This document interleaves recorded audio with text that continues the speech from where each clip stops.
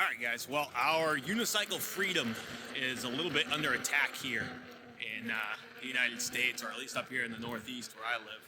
And I want to talk about it today. So recently, it's been brought to my attention that in the state of New Hampshire, there has been a lot of discourse around PEVs lately, and electric unicycles have been coming up in those discussions. Now, there's two bills specifically that I want to talk about today. One of them being a little bit more reasonable, one of them being completely unreasonable. I'll put the details of what the bill is called down in the description and the comments and everything. I don't know, it's H1448, whatever. Doesn't really matter what the name of the bill is. All I know is it was brought to the New Hampshire State Council the other day for discussions.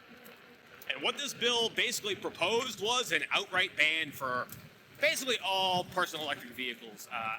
They wanted to ban bikes, unicycles were specifically mentioned, but bikes, scooters, e-skate, you name it, they wanted basically an all-out ban in the state of New Hampshire.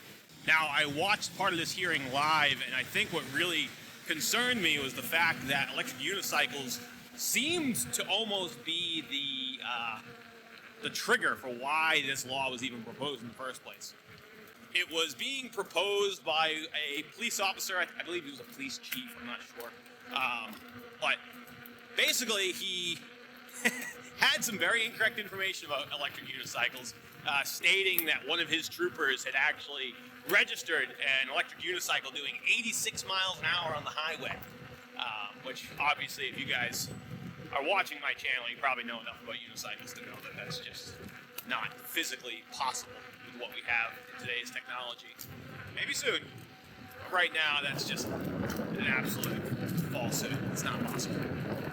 And to give the officer some credit, it did seem like immediately, as soon as they started the discussions, he was already kind of backing off of his stance on the law, talking about needing to revise it, needing to change the proposition that he had put up, understanding that maybe it was a little bit too strict for all electric devices.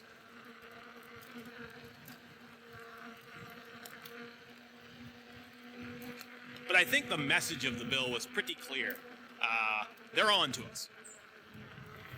They seem to understand that these machines are not rinky-dink toys and that they are capable of high-speed travel. Now, lucky for us, a lot of people came out in opposition to this bill. And I'm not talking about, yes, the unicycle community here in New England was active once we found out that this bill was going through. But even outside of the electric unicycle group, the people who attended the meeting, none of them had anything to do with electric unicycles, and everyone was adamantly opposed to this bill. Luckily, because it was extremely, extremely strict. It was essentially an outright ban from use on any public way, whether it be a bike trail or a sidewalk or a roadway or anything public. You weren't going to be at any wildlife sanctuaries, anything like that, trails, mountain bike, nothing electric anywhere, basically, was the gist of the law. But so luckily we had a lot of opposition to that, and it got couched. It's basically been put on hold all the way until September. They're going to have discussions and meetings. There's like a special council that's going to look into the findings of the council, whatever. And they're going to make a decision in September. So that buys us some time here to kind of work with people and lobby ourselves to make a law that's a little bit more favorable for us as unicycle riders. You know, and the only reason that the group here in New England even realized that this was a law is because we were tracking on another law that was a little bit more inclusive for us, electric unicycle-wise. There is some talk of TEPs registering your unicycle, but at least it allowed us some recourse by which to be legal to ride. And like I mentioned earlier in the video here, this is just for the state of New Hampshire. It's not some national thing or anything like that. But the reason I want to talk about it is because it very well could be, right? Someone has to set the precedent for what laws on electric unicycles and these electric vehicles that are getting very fast and very effective for road use, I would say. What's that going to look like? What's the registration process, the licensing process, the insurance? Like what types of things are we going to require PEV riders to have. But I want to make this video to just call attention to the fact that legislation's coming, right? I think anybody with half a brain probably understands that we weren't going to be unregulated forever, especially on devices that do, I mean, most of them do 50 miles an hour now, at least the high dollar ones. And I think honestly, we can all agree, there can't be no regulation, right? We live in a society, okay? We do have to conform to safety laws, traffic laws. We have to be able to be identified in some way or another when these things aren't being followed properly. But I really think it's important that we as a community are involved in those types of decisions. What makes sense for us as electric unicycle riders, law-wise? I mean, personally, the whole allure to the electric unicycle is the absolute freedom I have to ride it. I mean, look at me right now. I'm in the middle of a bike path, in the middle of, where's Tucket?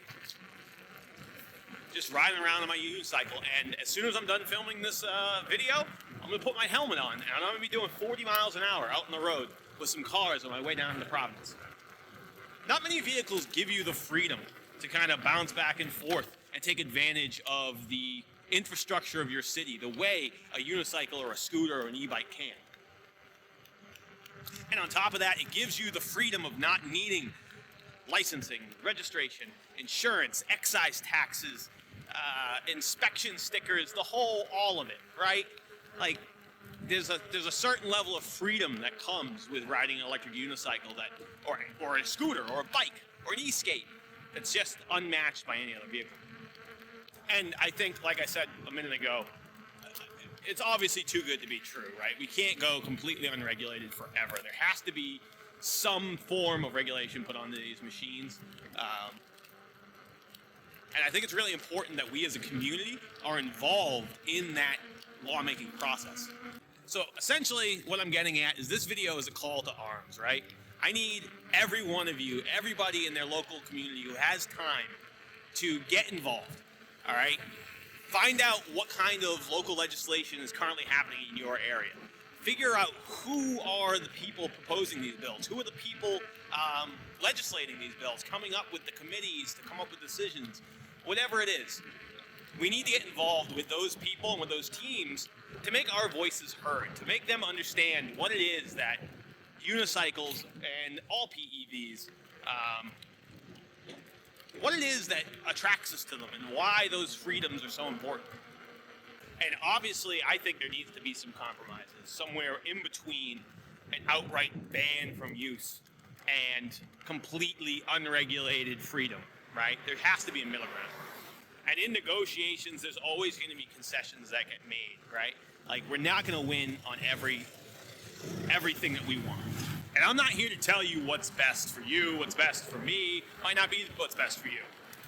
I think we're all going to have disagreements over what a compromise looks like. So I would urge every single one of you that rides an electric unicycle, an e-bike, an e-scooter, whatever it is, right? Start thinking about what a compromise looks like to you, as far as what would you be accepting of with legislation when it comes to personal electric vehicles. You know, for me, I think I could be okay with something along the lines of mandatory helmets, making it mandatory that we follow all traffic laws, and I could get behind I don't know if I would say registration or a licensing, some way to identify each individual vehicle to its owner, whether that's a sticker or an actual, I don't think a license plate is the way to go. I think a sticker is more appropriate. Kind of similar to how mopeds are legislated, right? So long as you're keeping it under X amount of speed, you're using it only on specific roadways, right? Like no highway allowance. And you have a sticker that just states that, hey, I paid my $100 bill this year to say that I ride an electric unicycle to the state, to the town. Those are the kinds of compromises I can get behind. Especially if the money for those stickers, those registration stickers, whatever you want to call it, or maybe you have to take some kind of PEV riding class every other year for safety, whatever. If that kind of money is going towards rail trails, it's going towards public roadways, it's going towards parks, like, I can get behind it. So this is not just a money grab by the town to make some money off of this. But yeah, I don't know. I feel like maybe I'm just kind of rambling at this point, but I really wanted to just talk about it and just let you guys know that regulations are coming, right? And I think it only behooves us as a community to get involved, to be a part of those decisions, those laws. If we're involved in writing the framework, I only think it can be better for us than if we're not involved. Because if we're not involved, I'm telling you right now, it's going to be something that none of us agree to. But yeah, that's about it, guys. I filmed this actually the other day on my GoPro, but I lost the audio. Was all garbage. It was useless. It was like just weep. And it was funny because as I was running out, I actually ran across a unicycle rider who I had met before, but I'd never seen him riding. I'd met him on the path, and he told me he had a unicycle. But it was funny, I'm literally filming a video about how, legislation is coming and these things are getting more popular, and bang, there we go. I found a new rider, just out in the wild. But yeah, I got a new phone, so I'm filming this on my phone. Give me some comments down in the comment box if the audio is okay, the video quality was okay. I just want to know if it's acceptable for me to use this phone when filming, because it would be so much more convenient than hauling the GoPro around with batteries and all that jazz. If I could just use my phone, like it would make my life a lot easier. So hopefully this video came out good. And yeah, that's all I got for you today, guys. Really appreciate you watching. And until next time, ride safe.